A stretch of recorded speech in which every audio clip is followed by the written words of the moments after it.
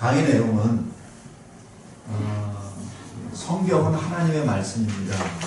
그런데 누가 왜 기록했는가, 그 다음에 어떻게 그럼 해석해야 되는가, 방법론에서 들어가고, 그 다음에 성경에서 기본 방향은 은혜 언약, 은혜 언약의 눈으로 부속사적 입장에서 하나님 나라를 중심으로 그 안에서 그리스도를 만나는 것이 성경 해석의 지금 의미입니다. 그 다음에 세부적으로는 모세 오경, 이 오경에 대한 것과 하나님 나라에 대해서 계속 얘기하겠습니다. 그리고 어떤 신학적인 어떤 그 접근보다는 말씀을 통해서 어떻게 내가 이것을 이해하고 이것을 증거해야 될지 거기에 초점을 두겠습니다. 성경은 먼저 하나님의 말씀입니다. 이 말씀 중에 우리가 모르는 말씀 하나도 없어요. 태초에 하나님이 천지를 창조하십니다. 이 말씀을 누가 하셨을까요? 하나님이 하셨겠죠. 누구에게 말씀하셨을까요? 뭐 아담에게도 할 수 있고 모세에게도 할 수 있고, 근데 어차피 이 저자는 모세로 우리가 알고 있으니까, 그럼 모세가 이 말씀을 하나님으로부터 받았다면서 시내산에서 받았을 때, 그렇다면 하나님이 왜 이 말씀을 하셨을까?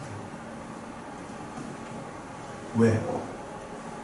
왜냐하면 인간은 항상 내가 어디서 왔지? 내가 누구지? 내가 무엇을 위하여 살지?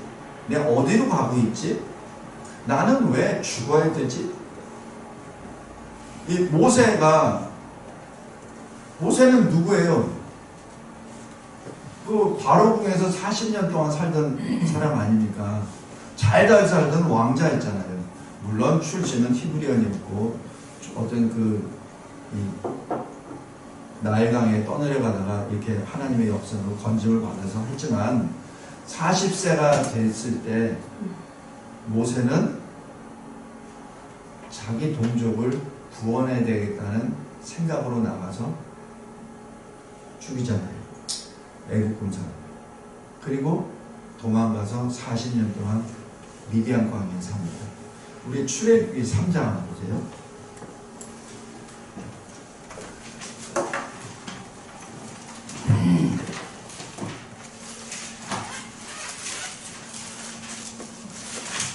출애굽 3장 보면은 모세가 그의 장인 미디안 제사장 이드로의 양떼를 치더니 이렇게 나왔습니다. 그죠? 그러니까 40년 동안 미디안 광야에서 살았는데 자기 양은 한 마리도 없어. 야곱은 20년 하면서 거부가 됐잖아요. 그죠?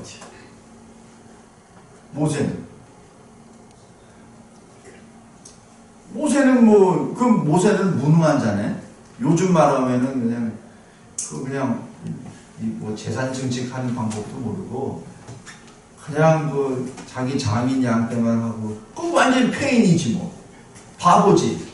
40년이나 있었는데, 야곱이 했던 거 배나 있었는데, 그 야곱은 형 도망가가지고 거기서 그냥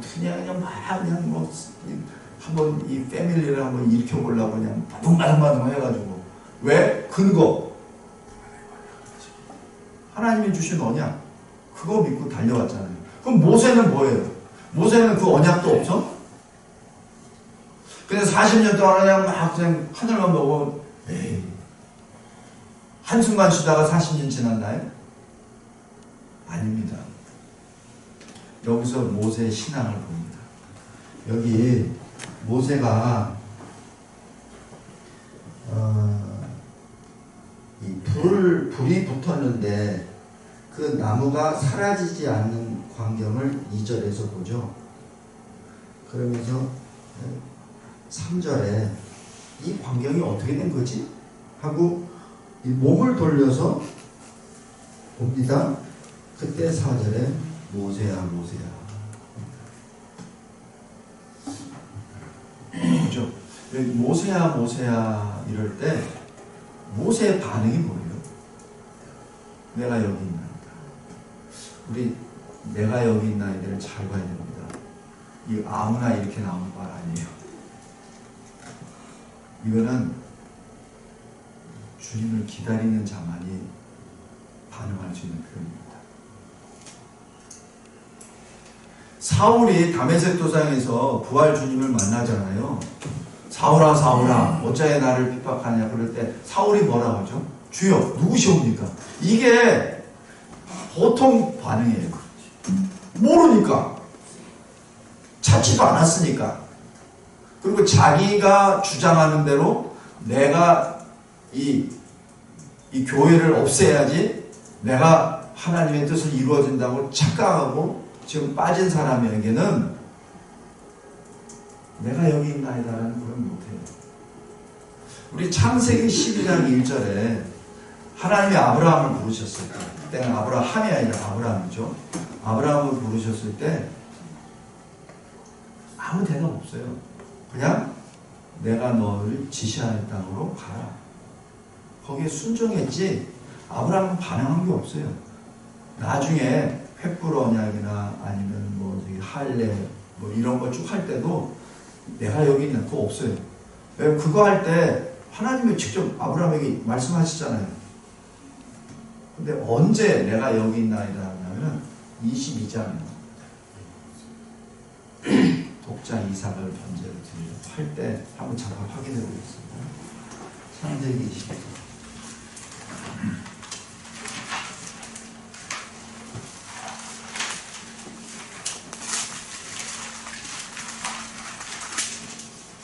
창세기 22장 1절에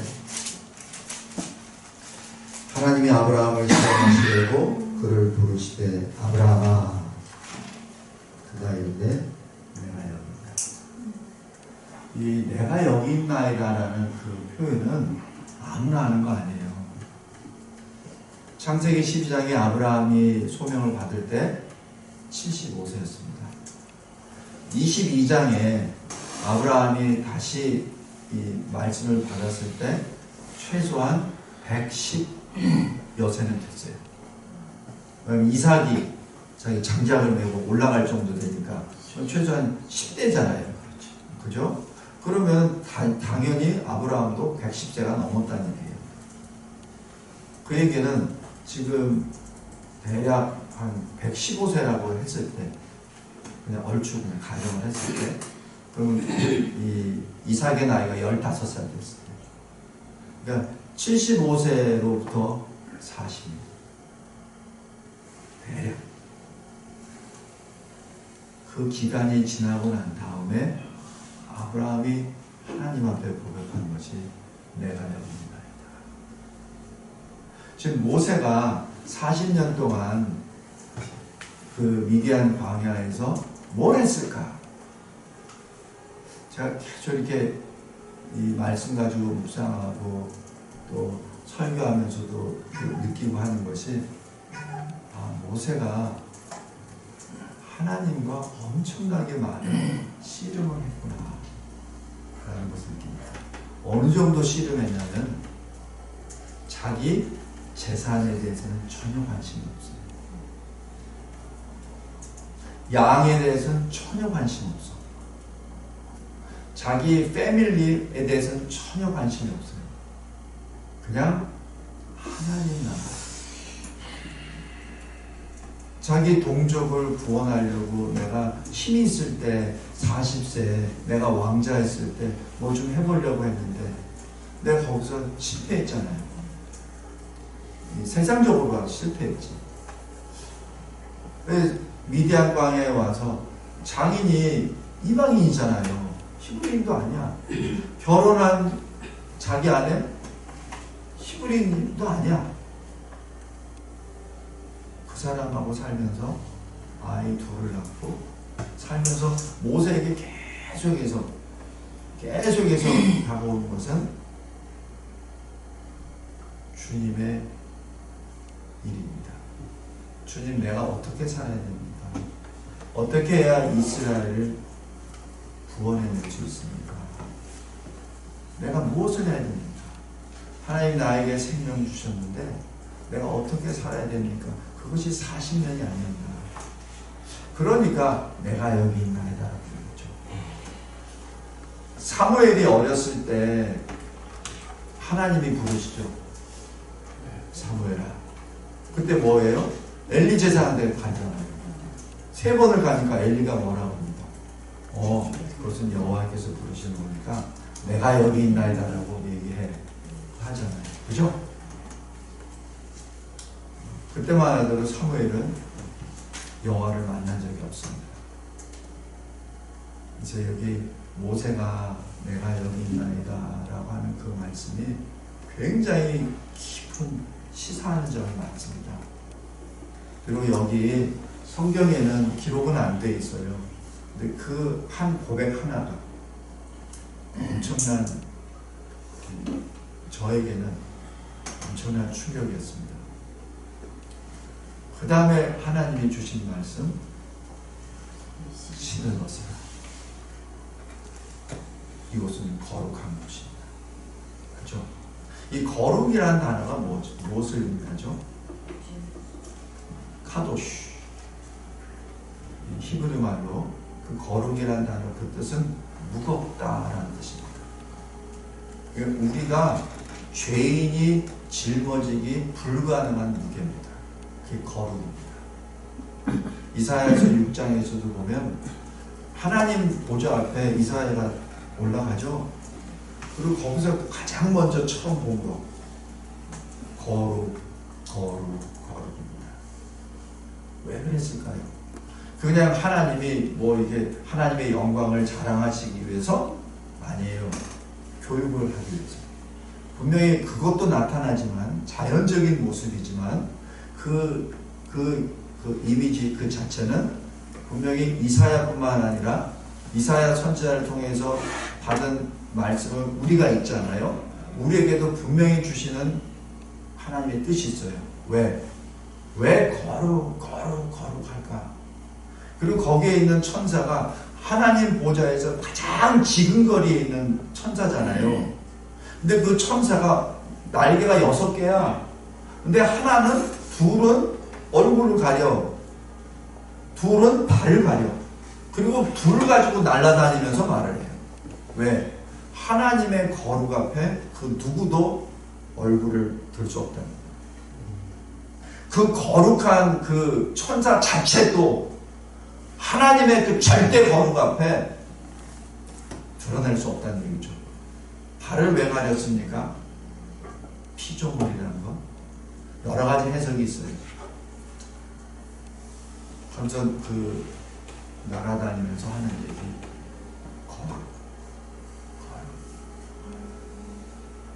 거룩이 되어야 하나님을 섬길 수 있다는 거예요. 이 거룩하면은 그냥 우리가 이게 존귀하고 이렇게만 생각하는데 실질적으로 하나님과의 관계에서 거룩하지 않으면 하나님을 섬길 수 없습니다. 거룩하지 않으면 하나님 나라 일을 감당할 수 없습니다. 그래서 그거를 보여주신 거예요. 그리고 그 죄인 내가 죽게 되었다라고 하는 그 고백 앞에 자기 죄인이됨을 고백 앞에 하나님께서 천사를 통해서 숯불을 입에다 대고 그리고 명령하시죠. 깨끗함을 받는다. 그 다음에 하나님이 하신 말씀. 우리가 누구를 보내고 그때 바로 이 죄가 사해지고 난 다음에 그리고 거룩의 빛을 받고 난 다음에 어떤 결과가 나타나면 첫사람 아담이 받았던 그 원리스 하나님과 하나됨을 거기서 체험하게 되죠. 그러니까 누구를 보내고 할 때 내가 여기 있나이다 나를 보내소서라고 얘기하죠. 그것이 하나님 뜻이니까. 굳이 이사야 너 좀 가봐야 되겠네. 그게 아니에요. 왜냐하면 하나님과 하나가 됐다는 다시 회복이 됐다는 것을 의미하죠. 거룩이 회복이 됐다는 겁니다. 하나님의 형상, 잃어버렸던 형상이 회복이 되고 나니까 하나님의 마음은 하나님의 뜻을 알고 내가 여기 있나이다. 나를 보내소서. 이 내가 여기 있나이다라는 그 말 자체가 그만큼 굉장히 중요합니다. 태초에 하나님이 천지를 창조하시니라. 왜 하나님께서 이 말씀을 주셨을까? 모세가 끊임없이 하나님 앞에 기도했던 내용이 아니었나. 하나님, 내가 도대체 누굽니까? 왜 이스라엘은 왜 저렇게 노예로 태어나서 이렇게만 살아야 됩니까? 하나님의 백성이라고 내가 듣긴 들었는데, 그런데 그럼 어떻게 살아야 됩니까? 내가 왕년에 이렇게 해보려고 했는데 그것도 안 됐습니다. 그럼 제가 어떻게 해야 됩니까? 라고 부르짖었을 때 하나님이 주신 첫 번째 대답은 태초에 하나님이 천지를 창조하십니다. 창조의 하나님을 계시하심으로 모세가 가지고 있었던 그 수많은 질문이 답을 얻는 거죠. 그래서 이 태초에 하나님이 천지를 창조하신 이 말씀 하나가 성경 전체의 제목이요 주제입니다. 그냥 창세기 1장 1절이 아니에요. 실은 이게 여기 창세기라고 하는 것도 태초에 라고 하는 그 단어를 쓴 거지, 제목은 후세들이 제목을 붙였었다는 이지, 사실 이 창세기 1장 1절 말씀이 성경 전체의 제목입니다. 그런데 여기서 질문, 왜 하나님은 이 말씀을 주셨을까? 하나님이 창조주라는 것을 과시하시기 위해서, 그래서 모든 백성들이 다 내 앞에 불복하도록, 물론 그런 뜻도 있겠지만은 왜 굳이 하나님이 멀어지만도 못한 인간에게 왜 하나님이 창조를 하셨다는 것을 왜 계시하셨을까? 무엇 때문에?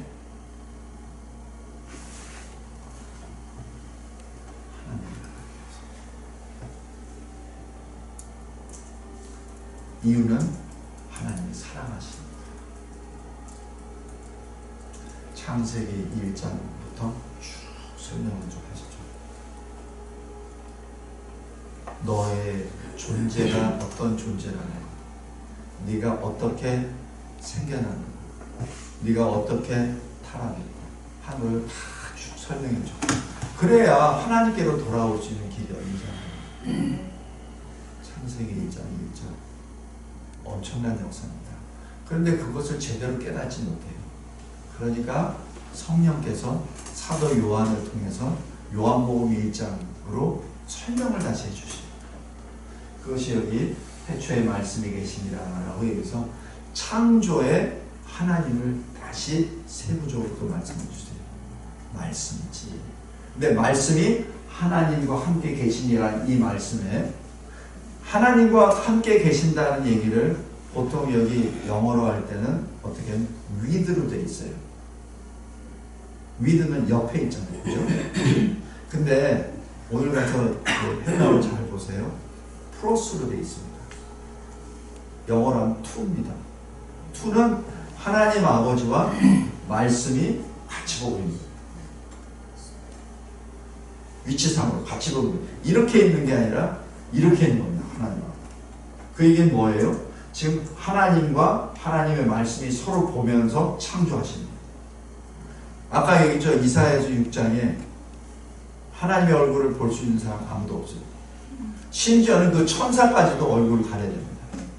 근데 이 말씀은 직접 하나님과, 그게 뭐예요?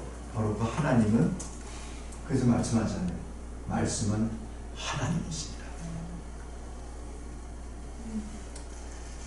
그 말씀이 육신이 돼요. 요한복음 1장 14절이죠. 바로 그래서 이 복음서 마태, 마가, 누가는 전부 다 아브라함의 족보, 아담의 족보로 해가지고 쭉 예수께서 하나님의 아들이심을 설명해요. 근데 유독 요한복음에서는 연역적으로 선포를 해버리십니다. 예수는 하나님이십니다.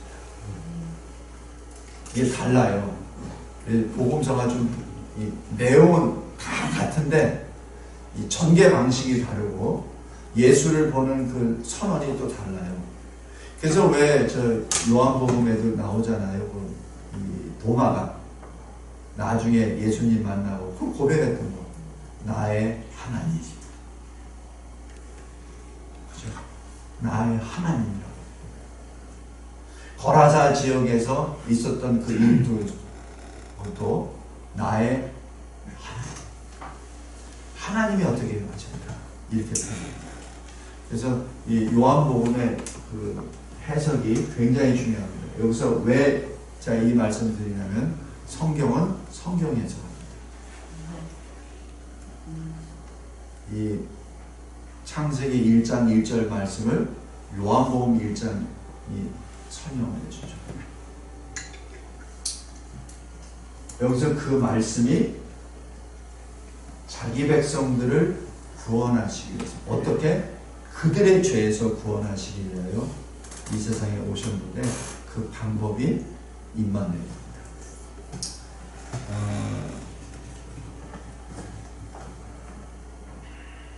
임마누엘 하는 것이 우리 히브리어 말로 임마누엘, 엘은 하나님이고 임마누 하면은 누 하면은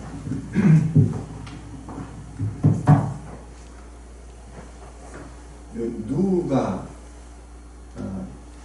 우리입니다. us. 이미 with. 엘 하나님이 우리와 함께 그 뜻입니다.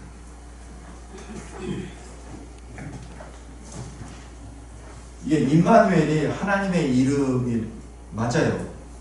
그런데 저는 이렇게 해석하고 싶어요.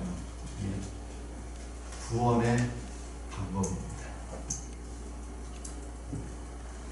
하나님은 우리를 구원하실 때 원격 조정으로 구원 안 하세요. 인터넷으로 구원 안 하세요. 하나님은 내 옆에 계시면서 나를 구원하십니다.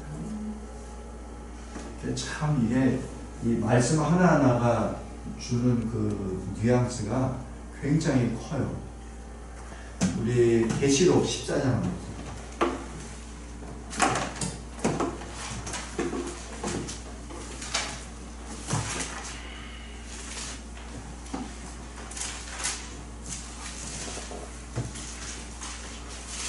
계시록 14장 1절에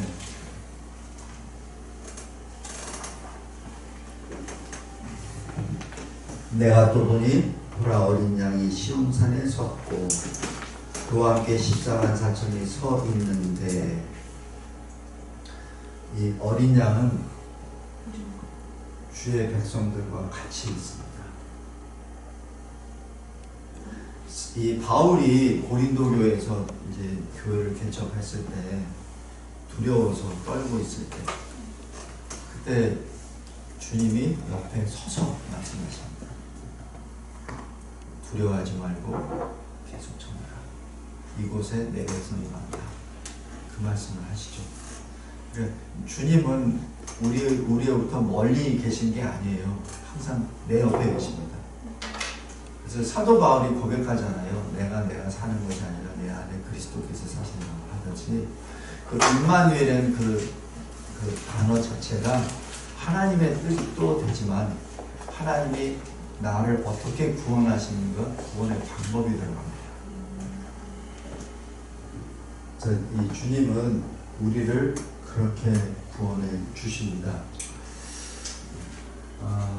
그 주님이 계시록 19장에 아예 보여주시죠.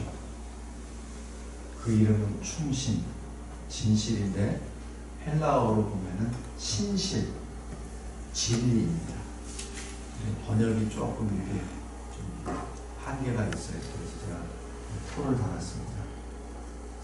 하나님은 말씀으로 창조하셨고 또 말씀으로 구원하시고 말씀으로 심판하십니다. 그러니까 알파 오메가가 바로 하나님이에요. 처음과 나중, 시작과 끝이 모두가 다 그렇습니다.